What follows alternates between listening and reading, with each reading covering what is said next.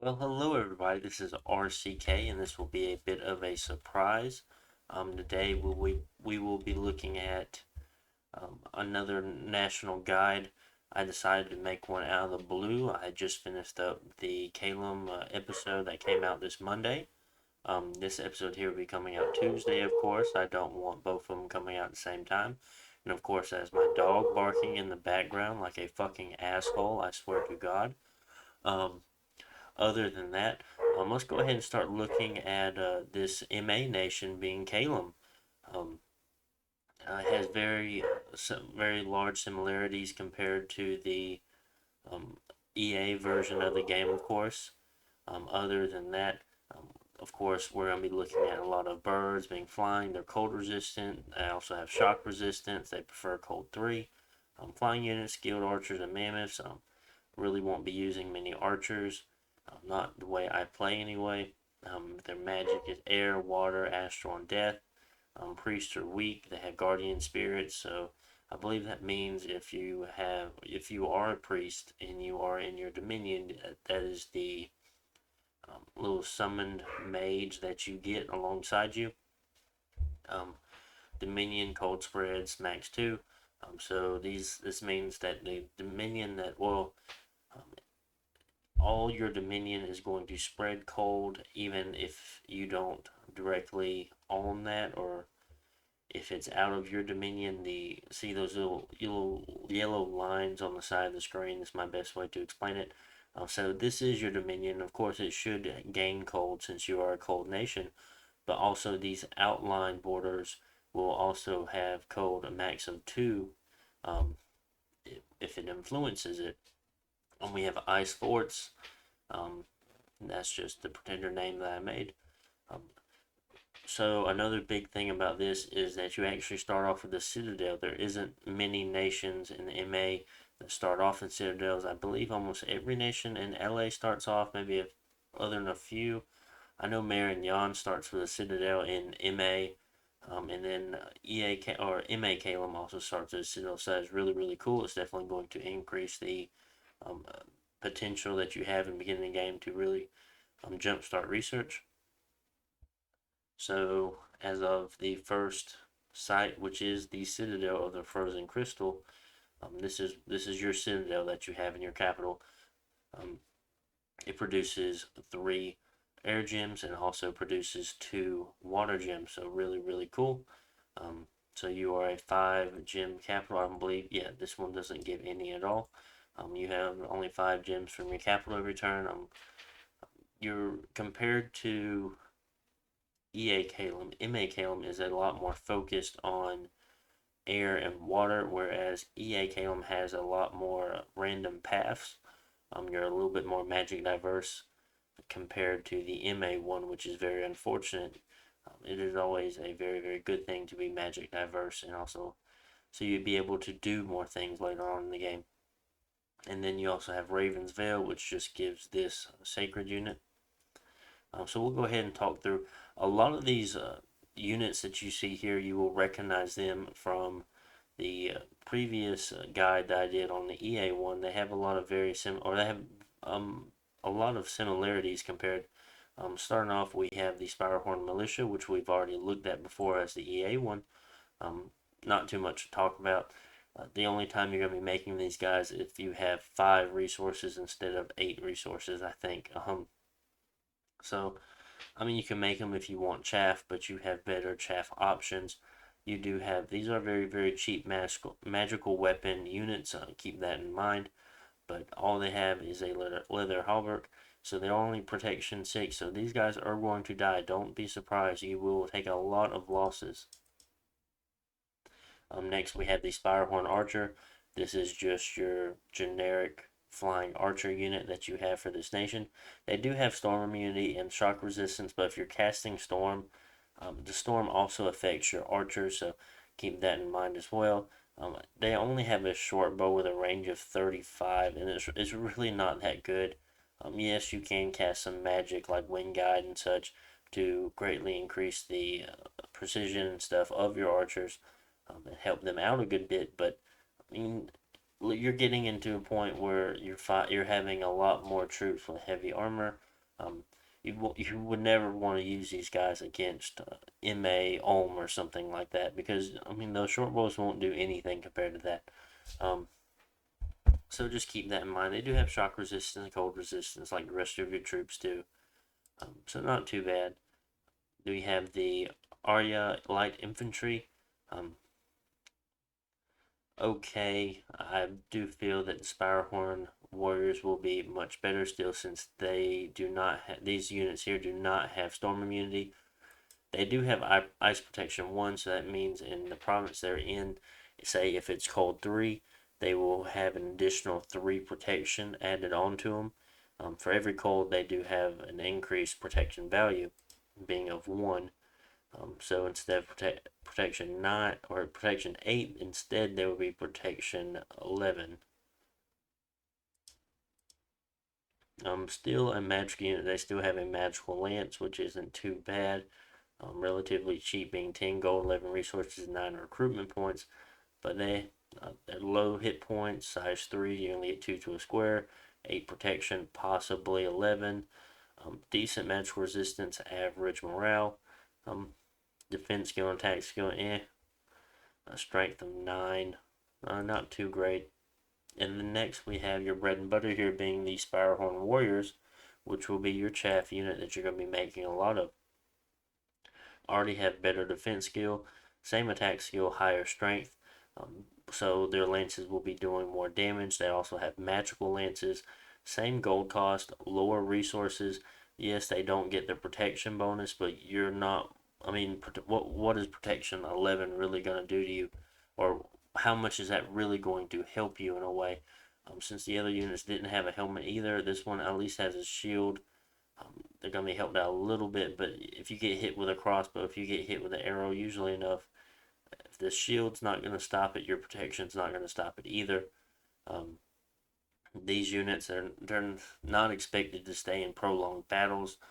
You definitely want to, whenever you choose the battle you want to fight with whatever nation you're currently at war with, you want to definitely hit them hard and you want to hit them fast. You do not want a prolonged battle. You will only take more and more losses as time goes on. Um, and you definitely want to be able to pick your battles for sure with this nation. Being a flying nation, you always want to make sure that you're picking the battles where you have the upper hand. You don't want to take a losing fight. Um, yes, that's easier said than done, and you have to be fairly confident in your army's ability to combat your enemy. Um, you could definitely use things like scouts, always making sure you're putting at least one PD, just knowing what the enemy has inside their armies, and if you're able, or if you're confident enough to, I guess, you're confident enough in your army and your ability to take on the enemy's army. Because, I mean, you lose one battle, you lose 1 or 200 Spirehorn warriors in the first 20 to 30 turns. I mean, that's going to be quite painful for you. And like I said, these units are relatively crap. So keep that in mind. Whereas, yes, you're going to lose a lot, so you should be expected. At the same time, you don't want to intentionally lose them.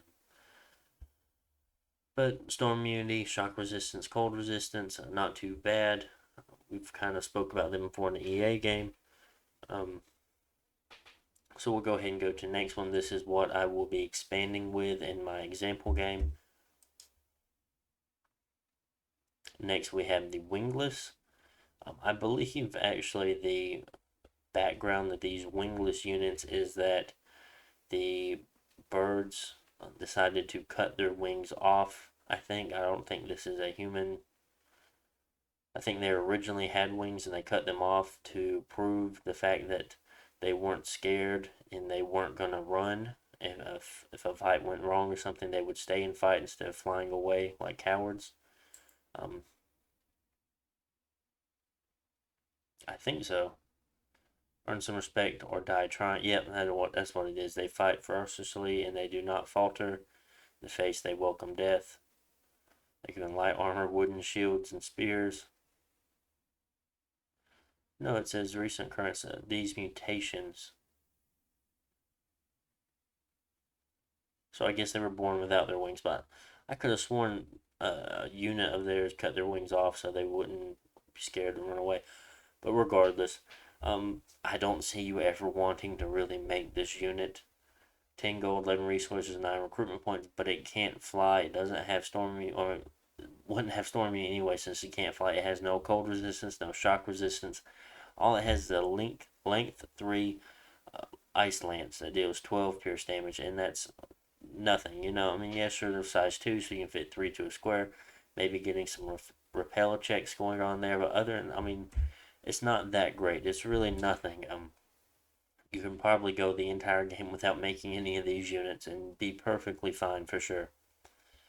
Um, Maybe if they had some kind of like patrol bonus, or I mean, yeah, sure, they have high morale being 14, but they can't fly.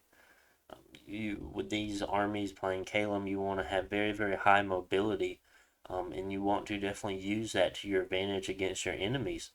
Um, Being either able to raid them very very efficiently in battles, or either being able to outpace them.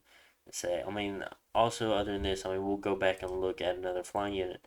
I believe that, yeah, flying units do have a relatively higher siege strength. So say they have an army marching towards you, you're just what able to fly over it and go and attack their castle or capital or whatever, and be able to siege it down extremely quickly, while also threatening them, maybe pressuring them to move backwards and try to fight your army that you have sieging their castles. And definitely putting the pressure on them, and that's what the high mobility is going to really give you in a game like that. Because what other units? Okay, um, a busy MA maybe Urmork might move 1 to 2 spaces sometimes, depending on what skeletons they have. Uh, Marignon, well, yeah, Micklin, since they're birds, still have to walk from place to place. They don't have the ability to fly outside of battles. I mean, all these nations are they're going to be moving 1 space at a time. Um, Even water nations, the rest of them. I mean, maybe Marignon might be able to move 2 if they have all cavalry, but even then they want to bring mages along, so more than likely they'll only be moving 1 space a turn, just like every other army. But having your ability to outpace and outmaneuver will be very, very useful, and this is why I will go back on what I said before, being you will have to choose your fights. You don't want to take a losing battle. Even if that does make it where you end up losing a few provinces just because you're not ready, or if you want to fight in, uh, I don't know why you would want to fight in a cave as this nation, but maybe you want to, or maybe you want to fight in a forest or something. I'm not sure, but you definitely want to keep that in mind. And I will stop rambling on about it, and I will go on to the next unit. So we have the area infantry. Ice protection 1 again, 10 cost, 10, 16 resources, a little higher protection, so they can possibly go up to protection 14. Not too bad, but you have to keep in mind this is only in cold provinces. So fighting Heat 3, you will not be getting this. So that's usually why being able to mass out Spirehorn Warriors will more than likely be a lot more efficient than making any other of these protection units. Because, I mean, yeah, Spirehorn is still going to cost 10, where this is going to cost 10 too, but I mean, Spirehorn is going to be half the cost of resources, so more than likely you'll be able to make Spirehorns twice as fast if you have the amount of gold for it. And what you're wanting to do with these units is definitely match them up. While also, this unit also has just an Ice Blade being a non-pierce weapon. Slash damage only does extra damage after the initial damage is dealt, where pierce damage takes away protection before. So more likely to get the hit in. I mean, 14 damage isn't too bad. It's going to get through a lot of things. It's also magical at the same time. But I would prefer pierce damage, and definitely a lance to get maybe first strike off for sure. But if you notice, this unit actually comes with an ice cap. So he could definitely have his uses. The first one we've seen with the ice cap. I believe anyway. Still map move 20, not too bad. I haven't looked at the map move for the other flyers before us. Even your militia now are 20, which is good. Your archers 20, light infantry are 20. Okay, it looks like everything except for the wingless will be 20, which is really good. That means they will all be able to move together. So that is really, really nice to have. Is something to definitely keep in mind because moving one extra province per turn is really a big deal by the end of the game. Iceclad is our next unit. So this is going to have ice protection too. And what I didn't mention before, it says one province will reduce the protection of value instead. So that is something to keep in mind, how fighting fire or heat nations will greatly diminish your ability if you do decide to make these units. And 15 gold, 40 resources, yeah, sure, they have an ice lance, but I mean, how many of these guys will you really be able to make? And I mean, that's not going to be too many. Um, so while this may be a really good unit for you, definitely fighting in maybe a defensive war or fighting during the winter. Um, there's also something to keep in mind too is make sure you're fighting in the right climates. And sometimes it's worth waiting a little while just to fight in the right climates or fighting in your dominion. So I really don't feel like these units are as worth it for their higher cost and higher resource cost. Like I said, maybe defensively they will be, but offensively, I just don't see it. There's a very high chance that your neighbors, or at least a few of your neighbors, are going to be neutral or heat 3. So in the summertime, they're heat 3. Um, and then in the wintertime, they're still neutral or even heat steel. So keep that in mind. I don't particularly like this unit too much, but that's just my personal preference. Now, if you like them, that's completely your thing, and I think you should definitely go with the things you like versus the things that people tell you to go with. Uh, so next we have the Storm Guard. This is actually a fairly decent unit. The resource amount has dropped a little bit. Still have his Ice Lance being a magical weapon, but these guys do have Storm immunity, which the last unit didn't, I don't believe, and they have Ice Protection, Flying, Shock Resistance, Ice cold or cold resistance. My bad. They have relatively high defense skill too, which is nice. These guys actually aren't too bad. I'm glad that they have storm immunity, but like I said before, um, being around 50% more in cost and so many more resources, you just won't be able to make as many as these guys. And I'm sure that their 12 gold a year upkeep, I'm sure they have higher upkeep as well. Wrong one. I'm sure they have higher upkeep as well. Yeah, they do, being about 50% more upkeep. So it's up to you whether or not you want to use these, but I will definitely be using Spiral Horn Warrior Steel as chaff for sure.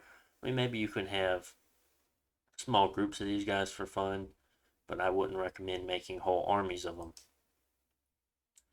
Next, we have a Temple Guard. Um, Guard of Fanatic soldiers have given up the ability 5 of cutting off their wings. These were the guys I was thinking of. My apologies. I didn't mean the other ones. These were the ones I was thinking of. So they have ice protection too. They have very, very nice protection. So in Cold 3, they're going to be very, very strong. They have very, very high protection, so keep that in mind. Their bodyguards may come in handy if you're fighting assassin nations, especially if they're trying to assassinate your mages that you have, either in your capital or something like that. You can make a couple of these guys storm on a couple of mages. More than likely, they'll get caught with them. Being in Cold 3, they're going to be very, very formidable foes to fight against. They are double the cost of most of your cheaper chaff and probably 4 times, maybe 5 times the resource cost. So keep that in mind. And honestly enough, is this nation, I wouldn't ever recommend making or having any bless, because your sacred units, like you see here, are just going to be walking. They're not flying, which is very, very unfortunate. Um, and all your troops have magical weapons, so you really don't have to worry about taking magic weapons bless. So there's really no bless that you need. I really don't see it. I mean, I'm sure someone might come up with one day that might work for it. But if you want to make a bless and definitely work with these guys, I can see somebody doing this in like a meme game or something, making some kind of crazy bless for these Temple Guard and playing with them.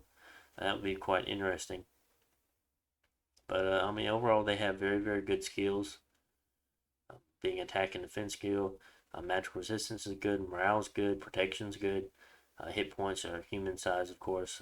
Fatigue, encumbrance, and it's fine. Well, encumbrance 6 is kind of high, so yeah, it's because of their high armor. Next, we'll look at the Blizzard Warrior. You do have a Sacred Archer, so kind of cool. You can do some fun stuff, make some really funny blisses with these guys. But other than that, I mean, I really wouldn't ever use them. Like I said, they can't fly, and you really have no reason to have archers in this nation. Being that your chaff units just have no helmets and there'll be so much friendly fire. I do know they have this freeze fatigue armor negating fatigue damage spell, which is really good. It might come in handy with fighting thugs and such if you want to do some anti stuff like that. I doubt they'll have any cold resistance. Maybe, maybe not. But armor negating fatigue damage is kind of cool. They do have ice protection 1, which is interesting, but not too big of a deal since they have relatively low protection. Not too much. Their stats are very lackluster. And we will look at our last unit here, which is very similar to the other one that we had, which I can't remember if they had cold resistance 50 or not. They might have in the EA one. But what's going on here is we still have the 120 gold cost, 72 hit point, protection 13, trampler being size 6, which is really nice to have a trampler that large, meaning that nothing can actually trample him, since if there's another size 6 trampler, they'll just cancel each other out. Whereas you can actually go up to size 7, I think you can. I can't remember. I think there's something special you can go up to size 7. Maybe I'm wrong. Maybe I'm just talking out my ass at this point. But, being size 6, you'll be able to negate other size 6 tramplers. And then on top of that, everything that's below, say size 5, size 4, you'll still be able to trample them, which is really, really good. Trampling works it's a little different than regular combat damage.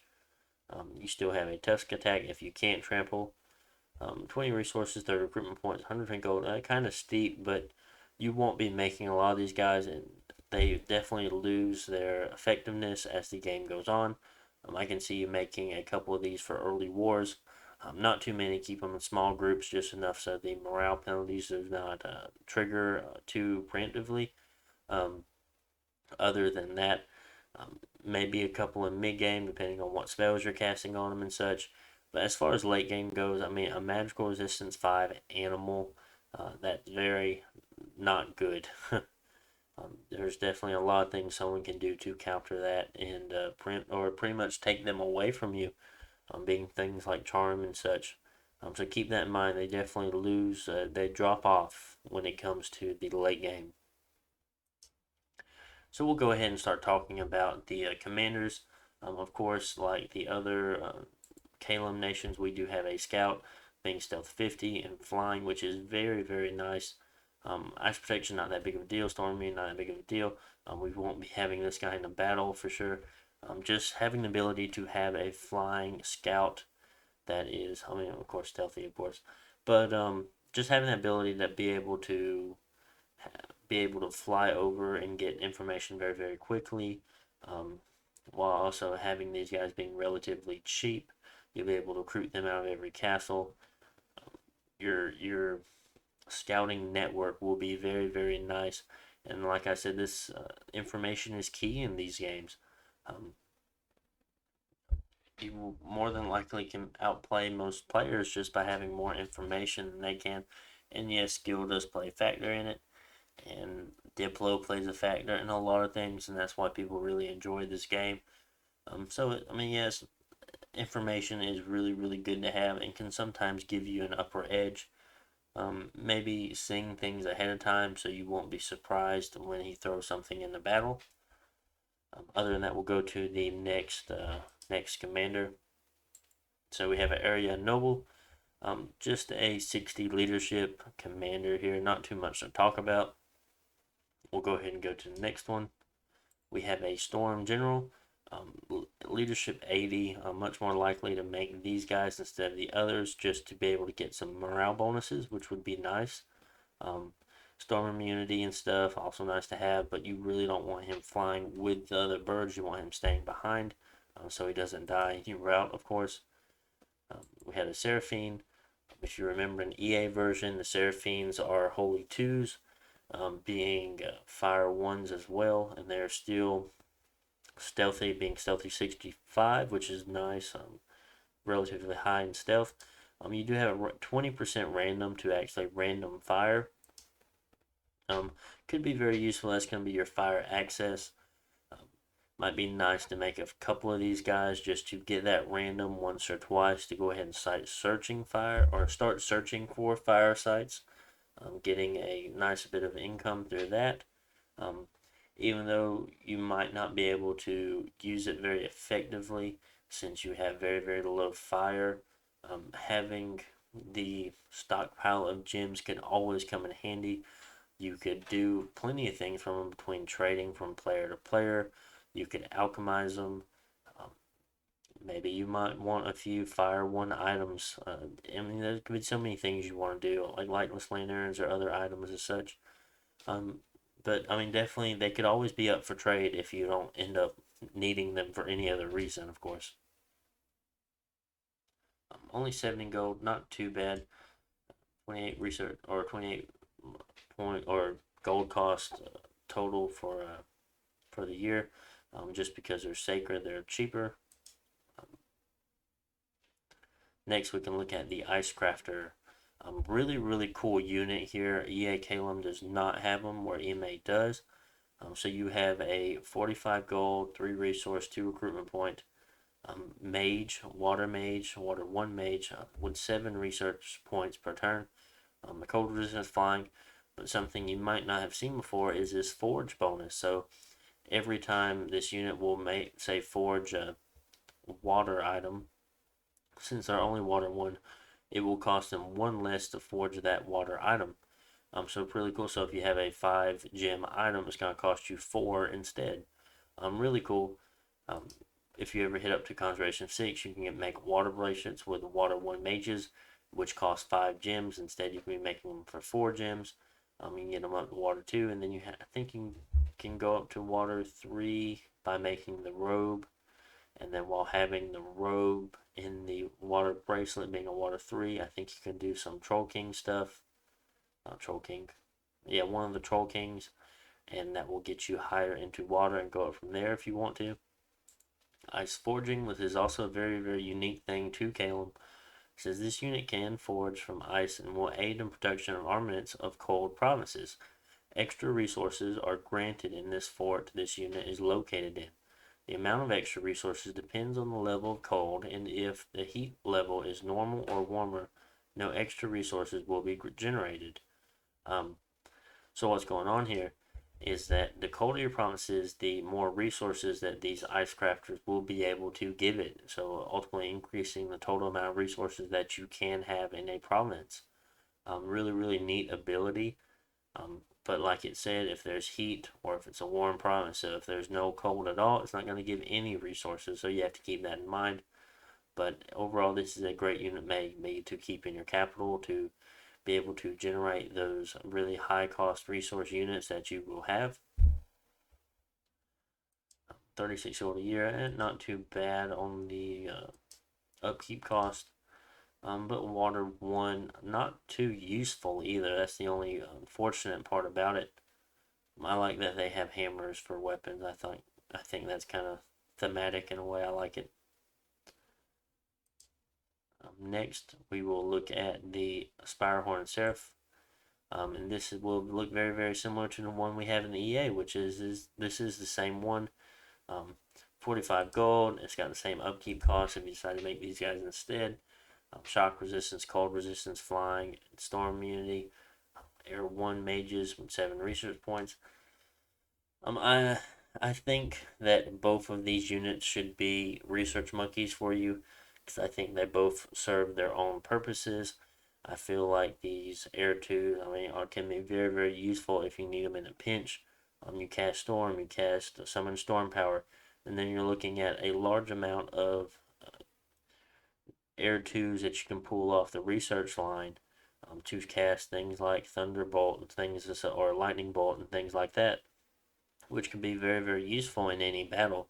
Whereas the water mages. I mean, they won't be able to do things like that. I mean, they might have one or two evocation spells. I don't remember them off the top of my head, but you will be wanting them to just for the resource bonus and the forge bonus for any water gem or water items that you may make.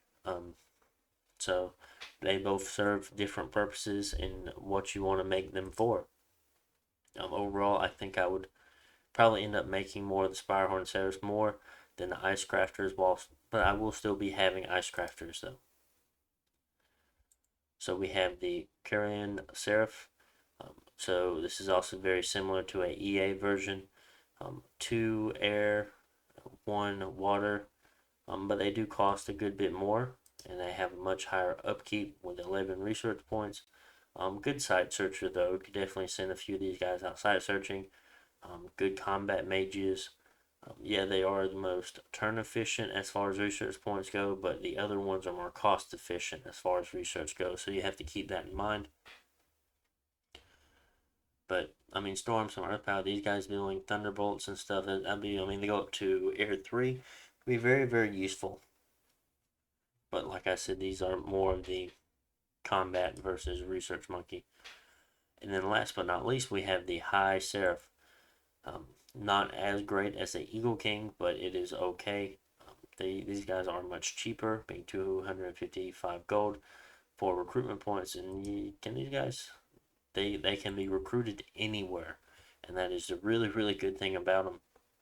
Whereas the Eagle Kings can only be made in your capital, these guys are recruited anywhere. They're also cheaper. They're air 3s, water 2 with a random of either getting air, water, astral, or death. The best randoms you can get will either be air, well, tough one, death, air, or water in that order, and then astral being last. And like, oh, well, astral's good to have too, but not when it's just an astral 1.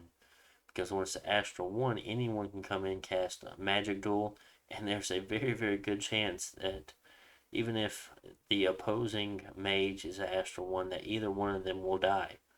So don't, or be mindful and don't just throw these high seraphines out like that. If you get an astral 1, what I recommend you do with it is you start site searching with it.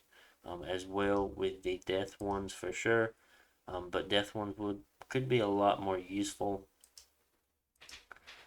because at this point, I mean, you should be able to. Well, it's interesting to think about. I don't know if you'll be able to do Wailing Winds as easily,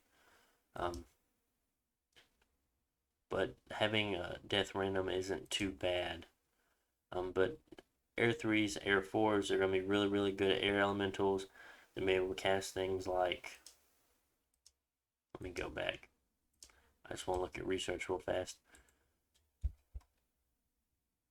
They'll be able to cast Arrowfend. They'll be able to cast things like Mass Flight. They'll be able to cast things like Trade Wind, which would be great for the start that we had. Seeking Arrow. They can cast Storm. They can cast Perpetual. No, they can cast Wrathful Skies. The Air 4s can if you give them an extra gem. You could also cast things like, I don't want to cast Ghostful, Phantasmal Army if you want to. Cast things like Fog Warriors with your Air 4s. And like I said, the Air Elementals. Interesting, I've never seen that. Or I never really paid attention to that one. Great Eagles are interesting, but might be a waste. Living Clouds would be very, very cost effective since you'll be able to make 4 air elementals for 2 and then increase for 1 extra, but since it's already at 4, I highly doubt you'll be any extra past that, so it's kind of, you're making air elementals 50% off essentially. So a really useful thing to have. Other than that, we will definitely be going over all of these national summons later. As far as your research goals, I feel like number one should always be level 5 conjuration, and that will be getting your summoned air elementals, and that is going to greatly increase the power that you have, or in the overall power that you're able to generate in the battlefield. Um, Next, I recommend going into construction. At least going to construction 4, then construction 6 later on. You have a lot of things you want to build for sure. Afterwards, I feel like your next best spell is going to be Fog Warriors and Alteration 7. That is just a very, very good spell and something you can easily cast. Yes, it's going to be, might be around turn 30 some or 40 before you can get to it, but having it is going to be very, very nice, and it's going to greatly decrease the amount of casualties you'll take every battle. Um, it is a very, very good spell to have, and those are going to be my 3 choices. Pretty much in that order. Conjuration 5 will always come first, followed up by Construction 4. Maybe you want to go up to Construction 6. Um, Depending on who you're fighting with, there's also a strong possibility that you might want to hit Evocation 5 before you hit Alteration 7 just to get Storm. And then later after that going to Alteration 7. But that is completely up to you, and however you're feeling in that current game, it's always a judgment call. The goals I give may not always be perfect for these certain situations that you are in, except for Conjuration 5. I think you should always go Conjuration 5 first if you can. Being a Citadel, it is only turn 12, but we have been able to accumulate a fair amount of researchers due to the fact that we can make more than 1 mage a turn, or we'll make 3 mages every 2 turns, and we're able to make just so many troops. This was a turn 12 17 province expansion. We have that one cut off for later. I feel like we're able to easily take that when we want to. I just didn't want to fight in the cave and take the losses. I also didn't want to fight all this heavy and light cav. We probably could take this, maybe not that, maybe these 2, and these 2 here very, very, very easily. These here are much more difficult. Sorry, I was looking over at the pets I have in the other room, and they were playing with one of the toys I hung up for them. I have pet rats, if anyone's interested. But regardless, 17 provinces for the expansion, and this is arguably the worst starting location you can have on this map. But due to the fact that we took scales and we have a citadel, and we should take this, which will increase our income even higher. We're making 521 gold. Something we could do, I think it's an enchantment. We can go to Trade Wind. Coastal provinces make 25% more income. So that might be very, very good for us to consider later on. So that is pretty neat. So what, 25 gold? I might knock us up to like 650-ish, maybe almost 700. So really, really cool if you want to use your air gems to boost your income. You can also make Alquils. Well, actually you can't, because these guys are not air mages. I was thinking you could do Alquils for 4, but they're not air mages. It's very unfortunate. It's very, very unfortunate. But there's a lot of different little water items that you can make, especially later on once you start hitting higher construction levels. Other than that, we did end up actually taking a throne, which we took significant losses from. This is a Throne of Ice, which is very fitting for us. Blessed troops get cold resistance 5, spreads dominion by 1. Once it's claimed, it gives 2 water gems. But for right now, it only gives 1 water gem. So really, really cool. We did. This was very early on. I think this was like the one, two, three, four, maybe fifth province we took, maybe sixth. I'm not entirely sure, but it was very, very early on. We were able to take this. It wasn't too bad. It looks like it was. Yeah, it's only a level. It was only a level 1, but I mean, just our Spirehorn warriors were able to take that, which was pretty surprising. I mean, I think we took fairly high losses, but I mean, we have a throne now, and it gives decent income, so that's not too bad. Just our scripting. I'll just look at the scripting. I don't have to show the battles. Everything's just on attack rear. Hold, or some might be split between attack rear and hold and attack rear, depending on what we're fighting. Um, attack rear, and that's really all there is to it. I was thinking, I was like, where did we get that Earth Cannon come? It must have been an event, and I wasn't paying attention or something. Yeah, it had to have been from an earlier turn. So next, I will head over to, which one do I want to do first? I will go and do my pretender design for this nation first, and then I will go to looking at the summons that you have afterwards. So I'll just show you the pretender that I made for this nation. I rather like it. I chose the Great Enchantress. I went up to Astral 5, Death 3, Water 2, Fire 2? Maybe it was Water 1.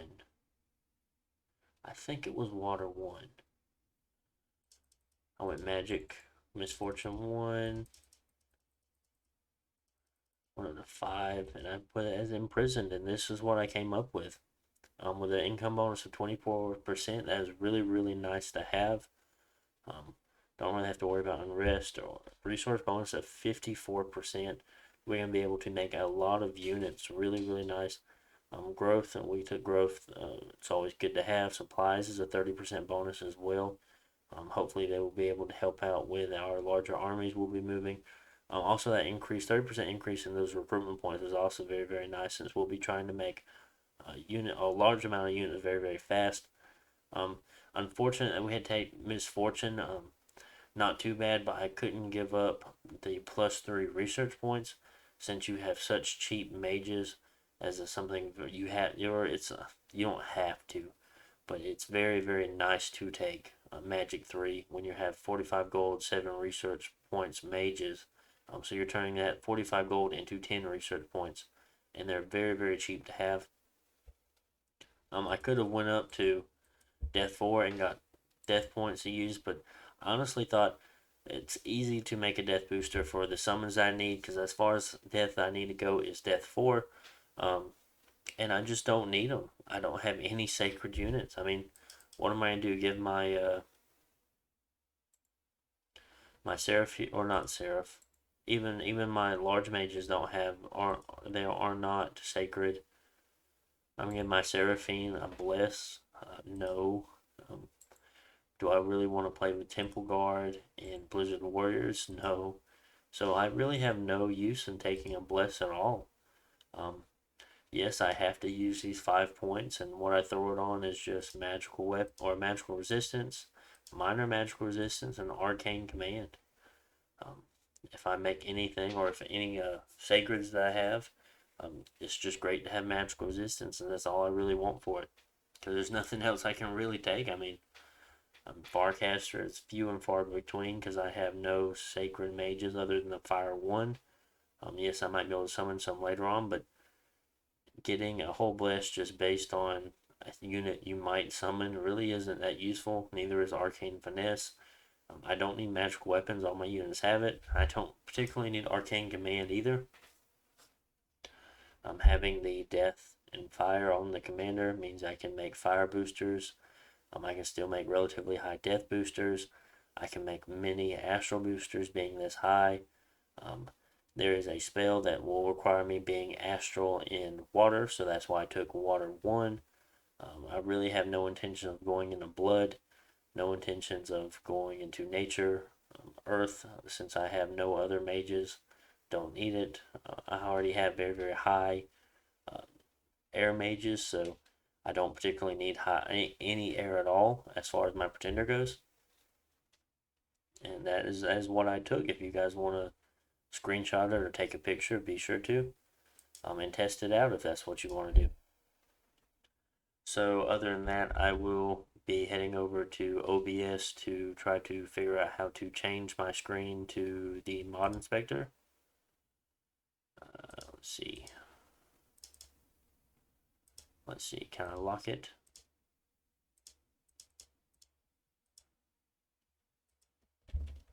So no, it's still on the minions.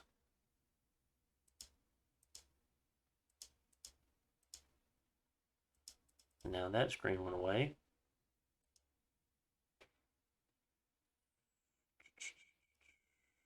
And there we go. My bad for the technical difficulties, I guess. um,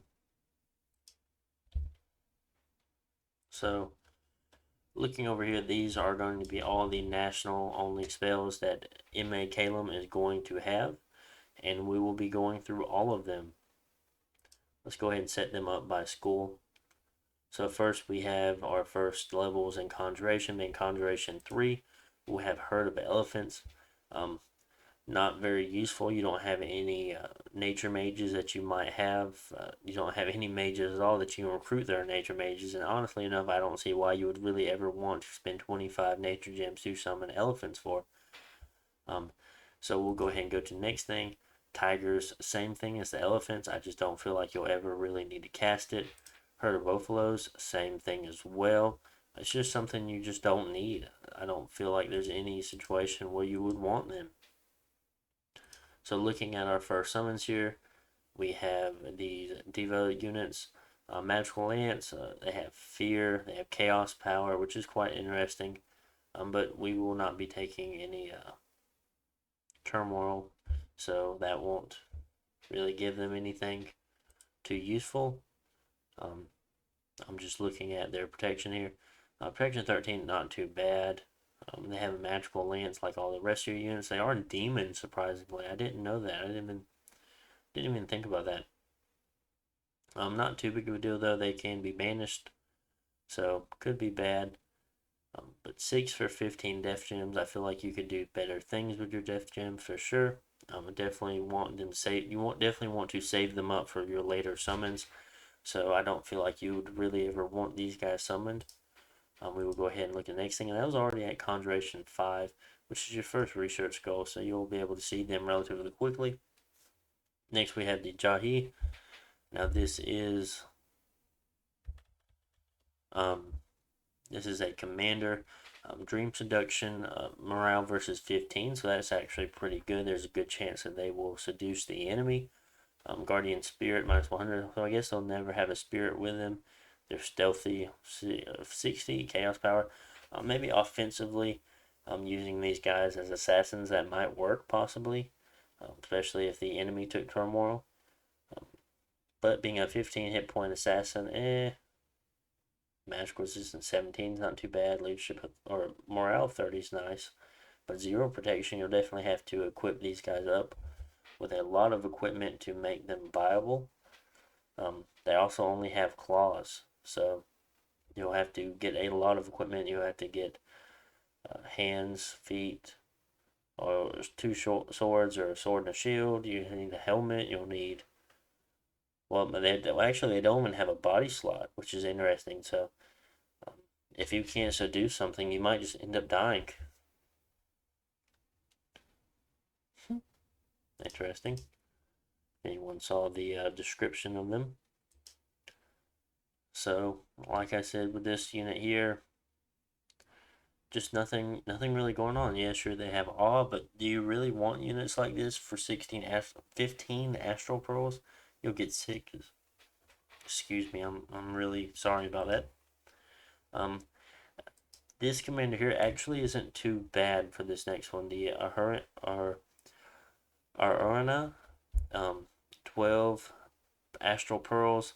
It requires the one water path that I spoke about earlier and 2 astral. So your pretender will have to make this, but it's an astral 1, water 2. So this means at construction 6, you give this unit a water bracelet, go up to astral 3. You at that point you can make a robe which go up to astral 4, and this is how you're going to boost yourself into higher water. They also cast natural rain at the beginning of every battle. It might be useful. Because I think other than that, I mean, I think it will cost you 1 gem if you ever decide to do it, or you'll have to cast storm, which give you natural rain. So keep that in mind. But definitely an easy way to climb up the water ladder. As far as getting higher water path. So pretty cool. Definitely something to consider. Could be very very useful. That is in Conjuration 5 as well, and we'll go ahead and go to some of your bigger Conjuration spells. In Conjuration 6, then call Yata. So there's 4 different ones that you can call. Shooting Stars, so it'll be an Astral 3, Death 3, Holy 2. Very useful, very nice to have. Astral 3, Anti-Magic, Doom. I think the Battle Fortune spell is level 4 Astral, I think. You'll be able to cast that. A handful of good death spells you can cast for sure. Rigor Mortis. I think you can cast Darkness if you have a booster. So interesting. Keep that in mind. You have a Fire 3 Astral or a Fire 3 Death 3. Not as nice.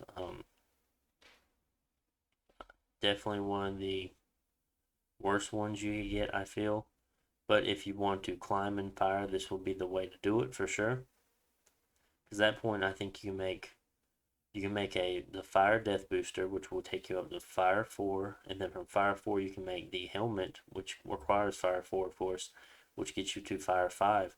At that point, I mean, you can go from there and start summoning other things, which will get you even higher, which would be nice. Here we have a water 3, death 3. It's okay. I can see its uses. You can cast things like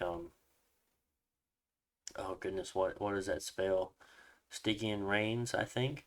So it gives all the units indestructible, but indestructible is countered by magical weapons, and since your units have magical weapons, you'll be able to always counter them in a way. So, I mean, even if the enemy's units have magical weapons, I highly doubt all of them will. So it could still be very useful for you. So very interesting. And then you have a blood 3, which is interesting as well, since this is going to be a very easy way to access blood into the late game if you want to. It's a fire 2, def 2, not too important, but the blood 3 is very, very nice to have. So that's really cool actually. I forgot about having the blood 3 there. Um, I like some of these. They might be fun, but I feel like you still have better summons than these right here. Not unless you're going for something in particular, say like the Frost and Snow one, or maybe the Blood one. But other than that, I think you have other things you still want. So here we have Call Celestial Yazad. These are quite interesting as well. They do have higher. I mean, I believe they're all. Yeah, they are all astral. Some of them even get very very high in astral, and if you decide not to, take astral on your pretender, I mean, you can also get high fire and stuff through the other death and fire spells. But this is a way to get a little bit higher fire if you do have astral income enough to actually do anything with it. But they are still only holy 2s, and that's why I don't like them as much. But I mean, you can get air 2s anyway, and astral 2 is kind of a hindrance to you. Astral 2 is still kind of a hindrance. The really best ones you can get out of this is the earth and nature ones, just to get that very very nice or magic diversity for sure. While also being earth 3, you can also make earth boots, which get you earth 4, which you can cast a lot of very very nice spells being earth 4, a lot of battlefield spells, and that would be very very helpful for you. We have the Call Frevisha. I really really like this one. Astral 3. I mean, yes, it's still, or it costs, it's an Astral 3 to cast a path required. Yes, it's going to give you an Air 3, which you already have, and it's going to give you an Astral 2, which is a bit of a hindrance. But at the end of the day, this is a Holy 3, and be able to bring, or be able to have armies that have separate Holy 3s in them is very, very nice. Um, it definitely increases your ability to throne rush. Um, I don't think people would expect you to have Holy 3s, so keep that in mind since you can't recruit them. I've made many of these, and they're very, very nice to have.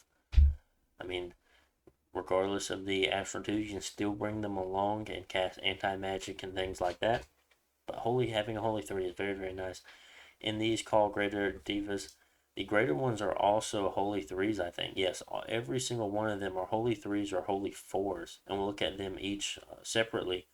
Um, First, we have the one of Evil Intentions and being a Death 4, Blood 3, Holy 3, really, really nice. We have Fire 3, Death 4, Holy 3. Decent, but not the best. Blood 3, I mean, Holy 4, which is nice. Fire 4. Blood would be very, very nice to break into. An Earth 4, very, very nice. One of your probably more wanted ones, also being a Holy 4. Fire 4, Earth 3, Death 2, Holy 3. Very, very nice as well. Death 5.